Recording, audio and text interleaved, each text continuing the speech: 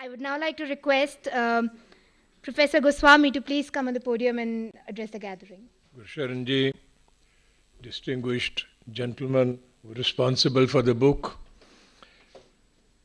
Professor Gurinder Maan and Mr. Mehra.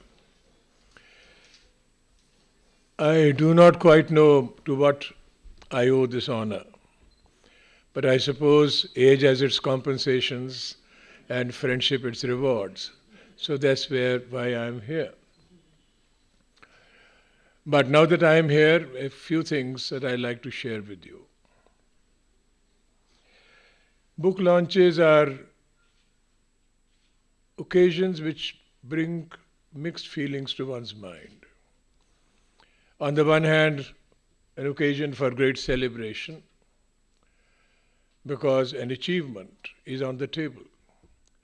On the other, I remember a long time ago having read a poem by an Urdu poet. I don't remember either the name of the poet or the poem, but I remember the feeling that the poet was expressing. He is saying goodbye to his book. He says to the book, addresses it to the book itself, and says, "Till now you were mine, from now on you no longer mine. I am bidding you goodbye," so to speak.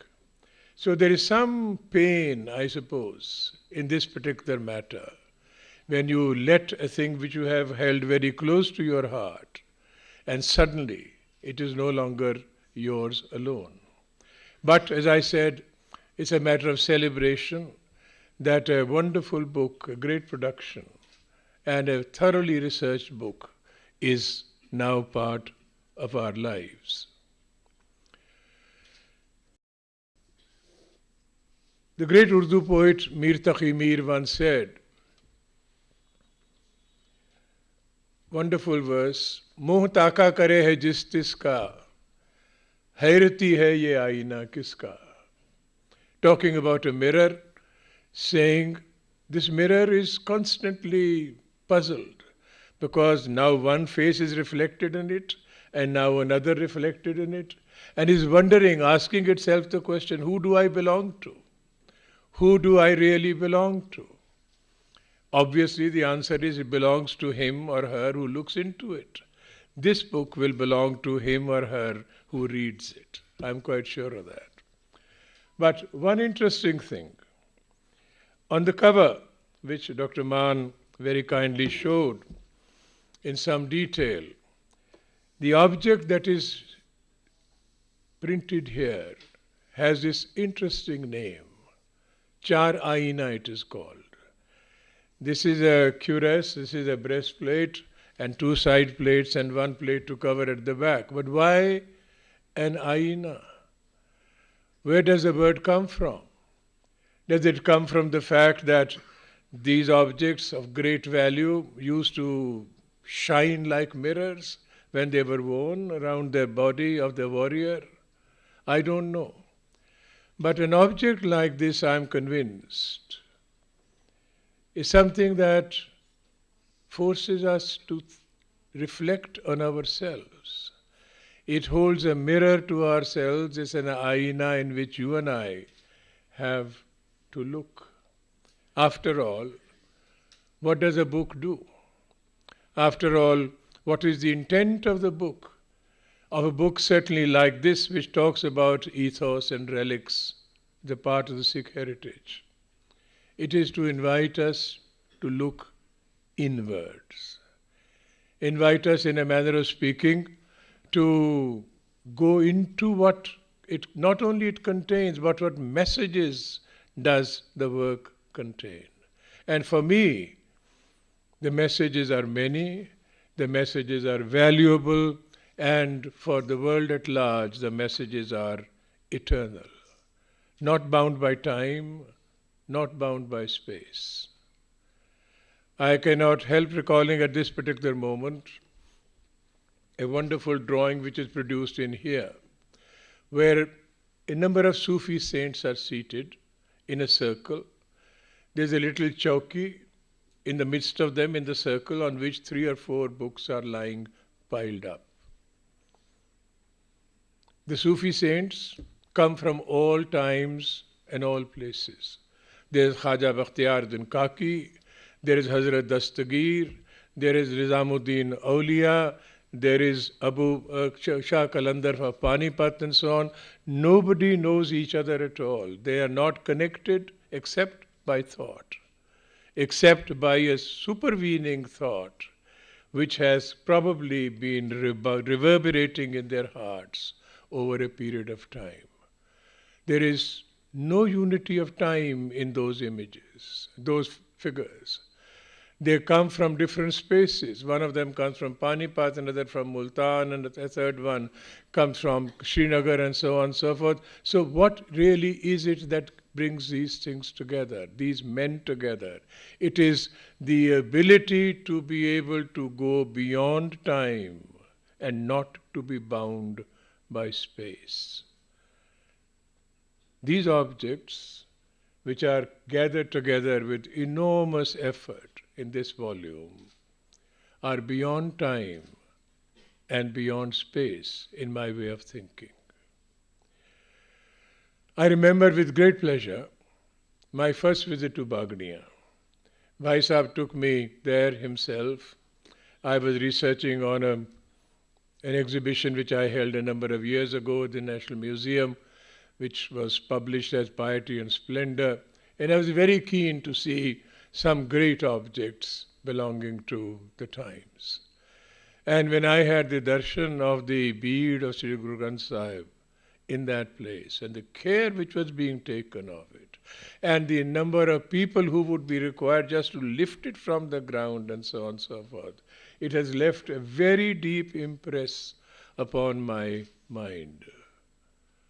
Bagnia was a place that burnt a hole in your memory. Bagnia was a place just out of the ordinary because there was not only simplicity, but there was history all around that particular place. And this is what has been done in this volume, to bring to light and to focus upon objects which very few people know about. Who would have known, except for reading this book, that there are these great objects, extraordinary objects, lying in spaces, places, which you and I know remarkably little about. Sursingwala, for instance. I don't know. Keepers of Faith is how they have titled these segments, where these objects are lying. Objects of sanctity, objects worthy of great reverence, objects which do something to you. I remember a long time ago, I had the occasion to hold a volume which must have been contemporary with this particular, many objects in this, a volume called The Muraqqa of Jahangir in the Preußische Kulturbesitz in Berlin. It is a great album of Mughal paintings. Great album. It was prepared under Jahangir, obviously, as the name indicates. And I cannot get over the sensation even today of holding that volume, opening it gently page after page and so on, and taking in what it contained. Because I could sense the breath of history upon those pages. How many men, how many extraordinary men must have handled that particular manuscript. What has gone into the making of that particular manuscript is an impression which I cannot easily get out of my mind. If these objects are called relics, and I have some problem with the word relics. One can talk about Buddha's relic, a tooth and a hair or something like this and so on. One can talk about times which are far beyond your reach and mine. But these objects are not beyond your reach and mine, in a certain sense. They are far closer to us in point of time, a time to which you and I can relate ourselves. And therefore, I'm not questioning the word relics, but I am wondering in my own mind as to whether time has done anything to them, whether the fact that they belong to a different space than the one in which I live means anything and so on. There is something about them, about these extraordinary objects, which have survived, fortunately, through the custodians of faith, keepers of faith. I'm convinced that the great gurus were very self-aware. Who else or why else should a great guru pass on or part with an object which he has held and given it to this particular devotee or that particular devotee to keep? A kanga with the hair of Guru Gobind Singh. Why should he be leaving that? He was aware that there is something extraordinary, not only about himself, but about the times that one is living in. This is a memory which must survive, a memory which must be revered, a memory which deserves to be held sacred by generations to come. So these relics, if we cannot find another word for it, have a place in our lives, in our minds, in our thoughts. And they are deserving of being held in the greatest esteem. The point raised by Rupinder Ji and by Bhai Sikandar Singh in the book is that a great number of objects which pass off as relics are lying around, are here and there and so on. But the authenticity of it all is the issue. Can an object not be replicated? Of course it can be. But here is evidence not only of provenance, but of oral evidence which has passed on from generation to generation to generation. And these are objects which have been within the care of simple men who have held on to them with great reverence and faith. I think this section, in which we have these extraordinary objects gathered together, some of which we see around in this beautifully illuminated stage and so on and so forth, something which makes this particular thing extraordinary. I'm grateful that I had the opportunity to look at some part of the work before it got into the hands of the distinguished printer and publisher. I'm grateful that, and it happens largely because I do not live very far from where Bhai Sikandar Singh lives.